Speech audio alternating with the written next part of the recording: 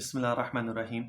حضرت ابوبکر صدیق رضی اللہ تعالیٰ عنہ کی لائف سے آج 7 ایپیسوڈ ہے، اور آپ لوگوں کو پتہ ہے کہ جماعت الثانی کا مہینہ چل رہا ہے اور یہ مہینہ بلانگ کرتا ہے حضرت ابوبکر کو، اور اسی سے انہی کی لائف پہ ایک سیریز چل رہی ہے ویڈیوز کی، جو امپورٹنٹ چیزیں ان کی لائف میں آپ لوگوں کو بتا رہا ہوں۔ ڈیٹیل تو بہت زیادہ ہوتی ہے لیکن ڈیٹیل میں جا نہیں سکتا، تو جو اہم چیزیں ہیں جن پہ لوگوں نے اعتراض بھی کیے ہیں، جن کے اوپر لوگوں کو شک و شبہات بھی ہیں، تو وہی چیزیں میں آپ لوگوں کے ساتھ ڈسکس کر رہا ہوں تاکہ آپ لوگوں کے ذہن ٹھیک ہو جائیں۔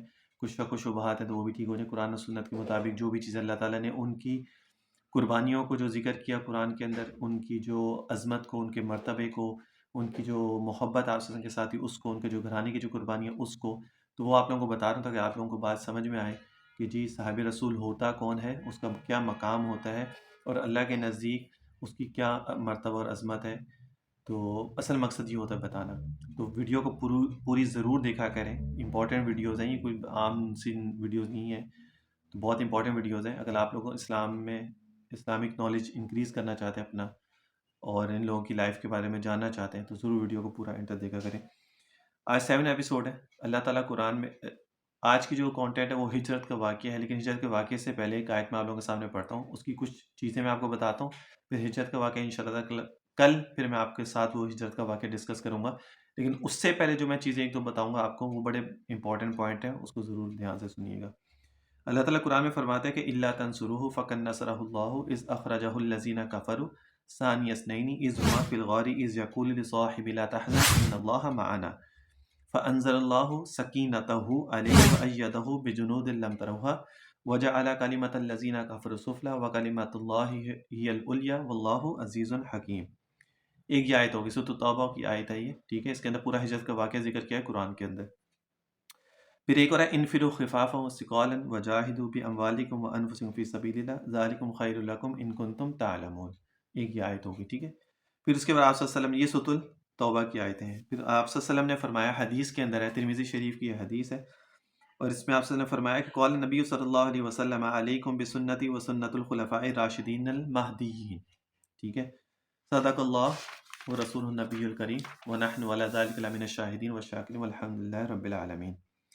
حضرت ابوبکر صدیق، جس طرح پچھلی ویڈیوز میں نے آپ لوگوں کو بتایا، ان کی فیملی کے بارے میں بتایا، ان کی قربانیوں کے بارے میں، غزوہ تبوک میں جو تھا ان کا ایثار جو تھا، ان کی فیملی کی جو قربانیاں تھیں، حضرت عائشہ کا نکاح کا بتایا، ان کی خلافت کے بارے میں بتایا، نبوت کے دلائل کے بارے میں بتایا۔ آپ صلی اللہ علیہ وسلم نے خود ان کو آگے کی اپنے مصلی پہ جو سب سے بڑی دلیل ہے آپ صلی اللہ علیہ وسلم کے بعد ان کے مرتبے کی، اور اس طرح کی بہت ساری چیزیں میں نے آپ لوگوں کے ساتھ ڈسکس کی ہیں پچھلی ویڈیوز میں۔ آج کی ویڈیو میں جس طرح میں نے آپ کو بتایا ہجرت کا واقعہ بتاؤں گا، لیکن وہ کل ہوگا۔ آج کی ویڈیو میں اس سے ریلیٹڈ جو میں نے ابھی آیت پڑھی ہے، اس میں کچھ پوائنٹس ہیں جو میں آپ لوگوں کے ساتھ کلیئر کرنا چاہتا ہوں، تاکہ آپ لوگوں کو پھر ہجرت کا واقعہ جو ہے وہ سمجھ میں آ جائے گا۔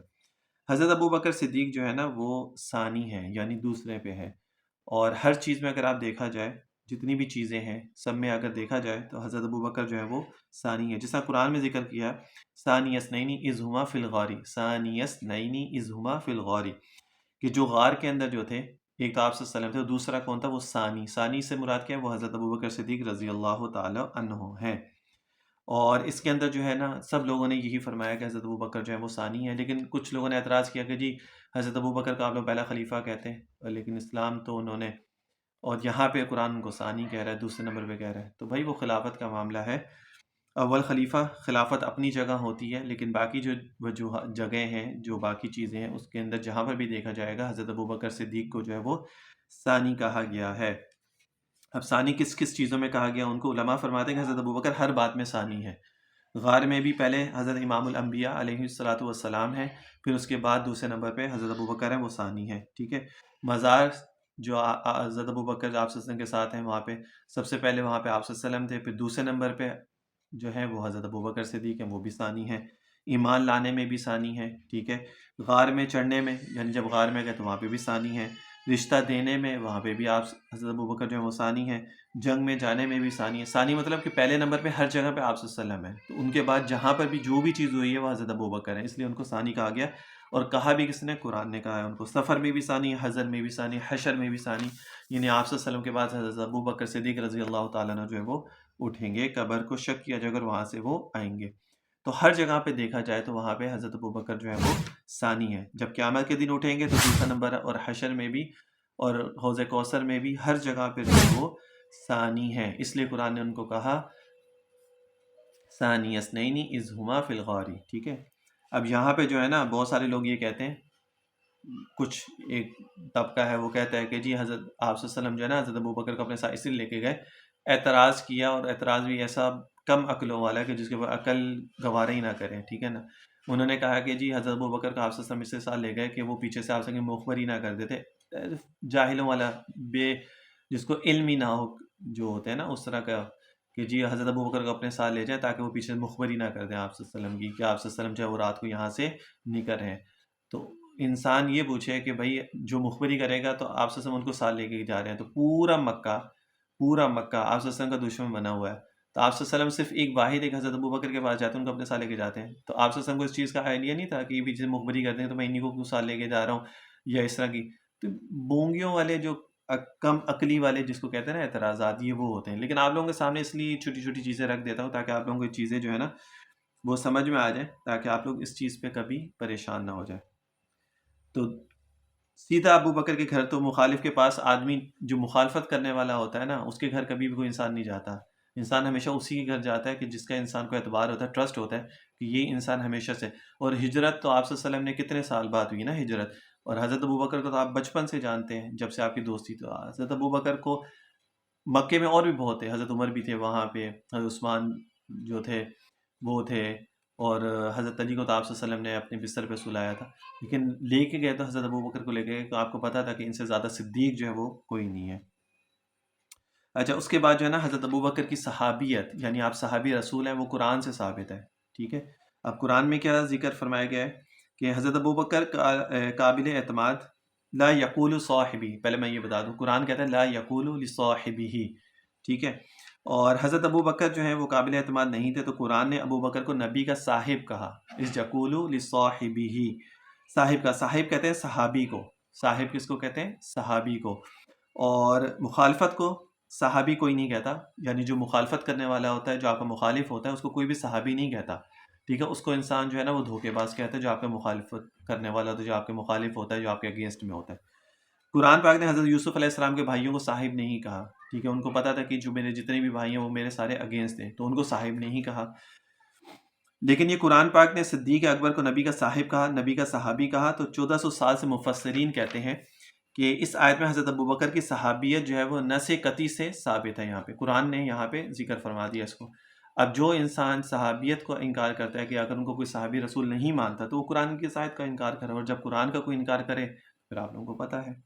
اچھا، پھر اس کے بعد خوف اور حزن، ٹھیک ہے. لا تحزن ان اللہ معنا، قرآن کی جو میں نے آیت پڑھی اس کا ذکر فرمایا تھا، لا تخف.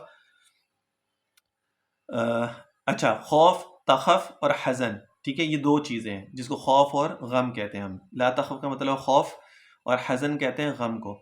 خوف جو ہوتا ہے نا وہ ہمیشہ اپنا ہوتا ہے، وہ کسی کے لیے نہیں ہوتا. خوف ہمیشہ اپنا ہوتا ہے. میرے گھر میں اگر کوئی چیز آ جائے اچانک سے، کوئی ایسی چیز جو جس سے میں ڈر جاؤں، تو وہ میرے لیے اپنی ذات کے لیے ہوگا، خوف ہوگا، مجھے اس کا ڈر ہوگا، ٹھیک ہے نا. جیسے موسیٰ علیہ السلام نے جب اپنی لاٹھی پھینکی، اللہ تعالیٰ نے حکم دیا تو ایک دم سے سانپ بن گیا، تو موسیٰ علیہ السلام تو ڈر گئے. وہ اپنا خوف تھا نا، وہ باقیوں کے لیے نہیں تھا، وہ اپنا خوف تھا.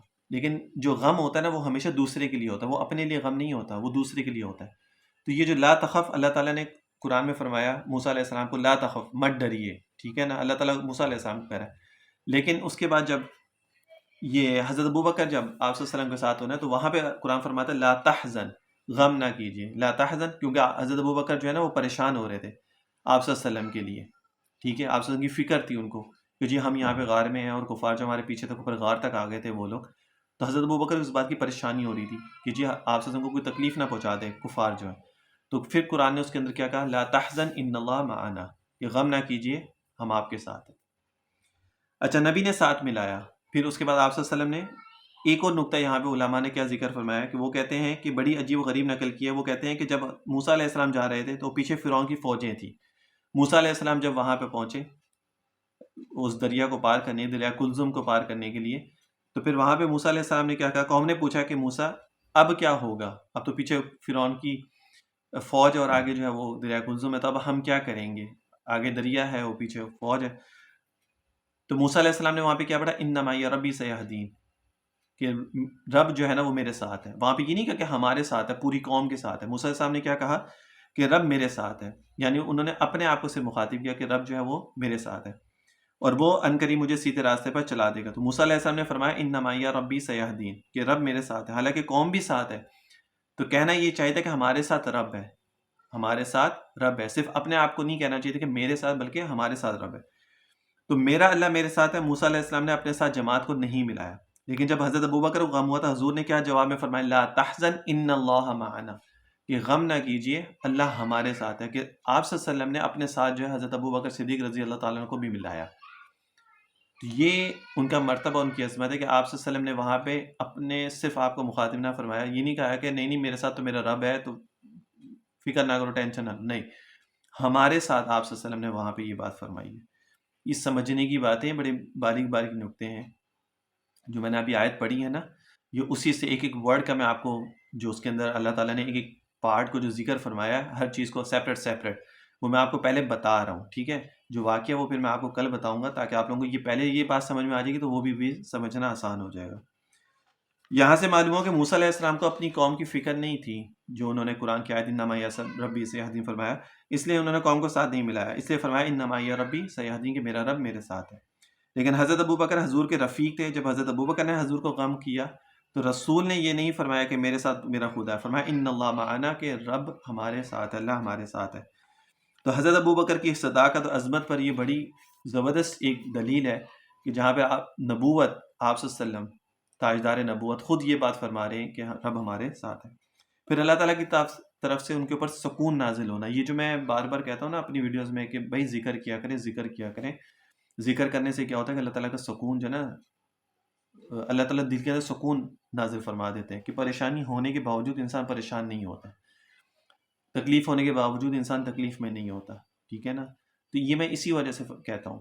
اب یہاں پہ یہ ذکر بھی ہوا، تو میں یہ بھی بتا دیتا ہوں آپ کو کہ اللہ تعالیٰ نے آگے کیا فرمایا، فَأَنزَلَ اللَّهُ سَكِينَتَهُ، فَأَنزَلَ اللَّهُ، اللہ تعالیٰ نے ان کے اوپر جو ہے وہ سکینہ نازل فرما دیا.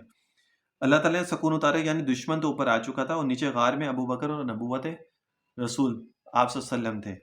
اور جب دشمن ابھی قتل کر دے گا، یہ خطرہ تھا. لیکن قرآن کیا کہتا ہے، فَأَنزَلَ اللَّهُ سَكِينَتَهُ، کہ غار میں بیٹھے ہوئے نبی اور ابو بکر کو ہم نے سکون دیا.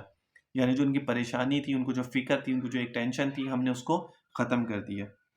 وَأَيَّدَهُ بِجُنُودِهِ، وہ فرشتوں کا ایک لشکر غار پر پہرے دار بنا دیا. لم تروا، ایسا لشکر جس کو نبی نہیں دیکھ سکتے، جس کو حضرت ابوبکر نہیں دیکھ سکتے. اب یہ مین چیز ہے، جو مین پوائنٹ ہے نا، وہ یہ میں آپ لوگوں کو بتاتا ہوں. دیکھو اب کیسی بات ہے کہ اللہ تعالیٰ نے جو ہے نا ان کے اوپر ایک تو سکون و نازل فرما دیا. اب پھر اللہ تعالیٰ چاہتا ہے، جس طرح بدر کے اندر اللہ تعالیٰ نے مسلمانوں کی مدد کی تھی نا، اب اس کے اندر فرشتوں کے لشکر تو اترے تھے بدر میں، لیکن وہ نظر کسی کو نہیں آ رہے تھے سوائے کفار کو. صرف کفار کو وہ نظر آتے تھے، باقی مسلمانوں کو وہ نظر نہیں آ رہے تھے. اس کی ریزن یہ تھی کہ اگر وہ مسلمانوں کو نظر آتے، تو ان کا جو ایک جو جوش تھا، ایمانی جوش جو تھا، اور جو ایک ان کا لڑنے کا جو ایک ان کے اندر ہمت تھی، حوصلہ تھا، تو وہ چیز ختم ہو جاتی، اور وہ پھر ڈھیلے پڑ جاتے. ان کو یہ فیل ہوتا ہے اب تو فرشتے اتر گئے، اللہ تعالیٰ کی مدد آ گئی ہے، تو اب وہ خود ہی سنبھالے، اب ہمیں کیا کرنا ہے. اس لیے اللہ تعالیٰ نے مدد کی، لیکن ان کو نہیں دکھایا. یہاں پر بھی سیم یہی چیز تھی کہ اللہ تعالیٰ نے ان کے پاس سکونت نازل فرمائی، فَأَنزَلَ اللَّهُ سَكِينَتَهُ، لیکن ساتھ میں اللہ تعالیٰ نے اپنے فرشتوں کو بھی بھیجا ان کی پہرہ داری کے لیے. لیکن وہ نظر کسی کو نہ آپ سے کو نظر آئے، نہ حضرت ابوبکر کو نظر آئے. اس کی ریزن یہ تھی کہ اگر وہ نظر آیا تو پھر وہ جو ایک ٹینشن، ایک جو فکر تھی، وہ ختم ہو جاتی، اور پھر اس کے بعد ریلیکس ہو، چلو جی اب تو فرشتہ آ گیا، ہمیں کیا ٹینشن ہے. اور جو ٹینشن کے اندر جو انہوں نے رب کو پکارا، اور جو فکر ہوتی ہے، اور پھر رب نے ان کے لیے جو آیتوں کو نازل فرمایا، وہ اصل چیز تھی. تو یہ تھا جو میں آپ کو شروع سے شارٹلی ایک بتا دوں، کہ حضرت ابوبکر کو آپ صلی اللہ علیہ وسلم نے لیا، لے کے اور پھر وہ غار میں جاتے ہیں، اور پھر وہاں پر جو ہے فکر اور جو پریشانی حضرت ابوبکر کو ہوتی ہے، تو اس کے بعد اللہ فرمایا لا تحزن ان اللہ معنا. آپ صلی اللہ علیہ وسلم نے یہ فرمایا، اللہ تعالیٰ نے وحی کے ذریعے اللہ تعالیٰ نے اس کو بیان کیا. آپ صلی اللہ علیہ وسلم نے کہا کہ لا تحزن ان اللہ معنا، کہ رب ہمارے ساتھ، غم نہ کر، رب ہمارے ساتھ ہے. حضرت ابوبکر پریشان تھے، اور پھر اللہ تعالیٰ نے ان کے پاس سکون نازل فرمائی. اور پھر اگزامپل کے طور پہ انما معی ربی سیہدین، جیسا موسیٰ علیہ السلام نے کہا کہ میرا رب میرے ساتھ ہے، تو آپ صلی اللہ علیہ وسلم نے یہ چیز نہیں فرمائی تھی. آپ نے فرمایا تھا ان اللہ معنا. ٹھیک ہے نا. تو یہ کچھ چیزیں تھیں جو میں نے ہجرت کے واقعے سے پہلے آپ لوگوں کے ساتھ ضرور شیئر کرنا تھا. تو امید ہے کہ آپ لوگوں کی بات سمجھ میں آئی ہوگی. اب کل جب ہجرت کا واقعہ میں آپ لوگوں کو بیان کروں گا، بتاؤں گا، تو اس میں یہ سمجھنا اس کو آسانی ہو جائے گی. مقصد صرف یہی ہے کہ قرآن سے ذکر کروں یا حدیث سے ذکر کروں، مقصد صرف یہی ہے کہ یہ جو حضرات ہیں، صحابہ کی جو جماعت ہے، جتنے بھی صحابہ ہیں، ان صحابہ کا مرتبہ ہے، ان کا سب برابر نہیں ہے۔ برابری ایسے کہ جو عشرہ مبشرہ میں سے ہیں وہ باقی صحابہ سے افضل ہیں، اور جو خلفائے راشدین ہیں وہ باقی صحابہ سے افضل ہیں، اور جو صدیق اکبر ہیں وہ باقی صحابہ سے افضل ہیں، ٹھیک ہے نا؟ تو یہ جو چیزیں ہیں نا، اس میں ایسا نہیں ہو سکتا کہ جو شروع کے جو صحابہ عشرہ مبشرہ میں سے ہیں یا سابقون الاولون من المہاجرین، یہ جو صحابہ ہیں اور جو فتح مکہ پہ جنہوں نے اسلام قبول کیا وہ برابر ہو سکتے ہیں، ان کا مرتبہ ان کے ساتھ برابر ہو سکتے، ایسا نہیں ہو سکتا، ٹھیک ہے؟ ان کی جو قربانیاں ہیں، ان کا جو ایک مقام ہے وہ بہت اونچا ہے، اور جو فتح مکہ پہ لوگ مسلمان ہوئے، جو اس کے قریب کوئی مسلمان ہوئے، ان کا مقام ان سے کم ہے، لیکن جتنے بھی صحابہ ہیں سب جنتی ہیں، یہ کنفرم بات ہے۔ تو اس لیے کسی بھی صحابی کو، چاہے وہ فتح مکہ کے موقع میں مسلمان ہوا، چاہے وہ شروع میں مسلمان ہوا، چاہے وہ مدینہ میں مسلمان ہوا، چاہے وہ بعد میں مسلمان، کہیں بھی کہیں پر بھی مسلمان ہوا، تو سب صحابہ جو ہیں وہ جنت میں، کیونکہ اللہ تعالیٰ نے مطلقاً ایک چیز کو بیان فرما دیا قرآن کے اندر کہ میں ان سب سے راضی ہوں اور وہ سب مجھ سے راضی ہیں۔ تو پھر کسی ایک صحابی کے اوپر بھی انگلی اٹھانا یا اس کے خلاف بات کرنا یا اس کو اپنی رائے اس کے سامنے رکھنا، جی نہیں یہ ایسے ہوتا تو یہ ہونا تھا، نہیں یہ ایسے تھے، یہ ویسے تھے، یہ انہوں نے یہ نہیں کیا، ہم کوئی نہیں ہوتے یہ کہنے والے۔ جب میرا رب ان سے راضی ہے تو بات ختم ہوگی یہاں پہ، جب میرا نبی ان سے راضی ہے تو پھر یہاں پہ بات ختم ہوگی، پھر میں، آپ یا کوئی اور، ہماری نہ اوقات ہے نہ ہماری حیثیت ہے کہ ہم ان کے اوپر انگلی اٹھائیں، ان کے خلاف بات کریں یا ان کے بارے میں کوئی غلط الفاظ منہ سے نکالیں۔ اپنے ایمان کو محفوظ رکھیں، اپنے ایمان کو بچائیں، اور سب صحابہ کا احترام کریں، اہل بیت کا احترام کریں، انبیاء کا احترام کریں، ازواج کا احترام کریں، اللہ کے ولیوں کا احترام کریں، سب کا۔ ایسا نہ ہو کہ ساری زندگی تو آپ عبادت کرتے رہے، اللہ کے نفل پڑھتے رہے، تہجد میں نفل پڑھتے رہے، قرآن پڑھتے رہے، ذکر کرتے رہے، سب کچھ کرتے رہے، اور اینڈ میں آ کے اپنی آخرت خراب کر لی۔ اس چیز سے ہمیشہ محفوظ رہیں، اللہ تعالیٰ سے دعا کرتے رہیں، اللہ تعالیٰ ہمیں اہل بیت کی محبت، صحابہ کی، انبیاء کی، ازواج مطہرات کی، اللہ کے ولیوں کی، سب کی محبت ہمیں نصیب فرمائے۔ السلام علیکم ورحمۃ اللہ وبرکاتہ۔